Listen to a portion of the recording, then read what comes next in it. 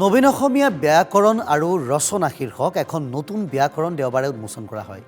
ইংৰাজী মাধ্যমত পঢ়া ছাত্ৰ ছাত্ৰীৰ সুবিধা হোৱাকৈ ঋতুপূৰ্ণা ঘাটনিয়াৰে লিখি উলিয়াইছে গ্ৰন্থখন। সপ্তম শ্ৰেণীৰ পৰা দশম শ্ৰেণীৰ ছাত্ৰ ছাত্ৰীৰ উপযোগী হোৱাকৈ প্ৰস্তুত কৰা হৈছে এই ব্যাকৰণখন। গ্ৰন্থখন উন্মোচন কৰে বিশিষ্ট লেখক গৱেষক ডক্টৰ উপেন ৰাভা হাকাচামে। গ্ৰন্থখনে ছাত্ৰ ছাত্ৰীৰ ডাঙৰ অসুবিধা আঁতৰ কৰিব বুলি মন্তব্য কৰে ডক্টৰ হাকাচামে। আৰু অনুষ্ঠানত বিশিষ্ট অতিথিৰূপে আছিল জ্যেষ্ঠ সাংবাদিক প্ৰণয় বৰদলৈ, অৱসৰপ্ৰাপ্ত শিক্ষকদ্বয় দুৰ্গেশ্বৰ ঘাটনিয়াৰ আৰু দীপাঞ্জলি দত্ত।